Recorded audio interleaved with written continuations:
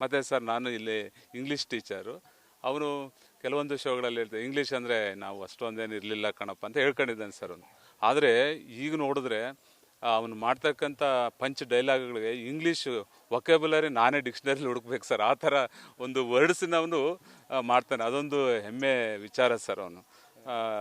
ಈ ರೀತಿಯಾಗಿ ಅವನು ನಮ್ಮ ಶಾಲೆಯಲ್ಲಿ ಓದಿ ಈಗ ಬಿಗ್ ಬಾಸಲ್ಲಿ ಪಾರ್ಟಿಸಿಪೇಟ್ ಮಾಡಿ ಅವನು ಗೆಲ್ಲಿ ಅಂತೇಳಿ ನಮ್ಮೆಲ್ಲ ಆಶಯ. ತುಂಬು ಹೃದಯದಿಂದ ಅವನಿಗೆ ನಾವು ಆಶೀರ್ವಾದ ಮಾಡ್ತೀವಿ ಸರ್, ಗೆದ್ದು ಬರಲಿ. ಇಂಗ್ಲಿಷ್ ಒಂದ್ ರೀತಿ ಕಬ್ಬಿಣದ ಕಡಲೆ ಆಗಿತ್ತ ಅಂತ ಓದ್ಬೇಕಾದ್ರೆ ಸರ್ ಹೌದು. ಈಗ ಹಳ್ಳಿ ಮಕ್ಕಳಲ್ಲೂ ಸರ್ ಈಗ ಒಬ್ಬ ವಿದ್ಯಾರ್ಥಿ ಸೆಕೆಂಡ್ ಲ್ಯಾಂಗ್ವೇಜ್ ಇಂಗ್ಲೀಷ್ನ ಕಲಿತಿದ್ದಾನೆ, ಫಸ್ಟ್ ಲ್ಯಾಂಗ್ವೇಜ್ ಅಲ್ಲ.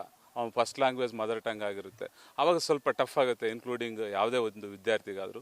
ಅದನ್ನು ಒಂದು ಸ್ವಲ್ಪ ನಾವು ಬೇರೆ ರೀತಿಯಲ್ಲಿ ಅವರಿಗೆ ಅರ್ಥವಾಗುವಂಥ ರೀತಿಯಲ್ಲಿ ಮಾಡಿಸ್ತಿದ್ವಿ. ಈಗಿನ ಇಂಗ್ಲಿಷ್ ನಿಮ್ಗೆ ಖುಷಿ ಕೊಡ್ತಾ ಇದೆ?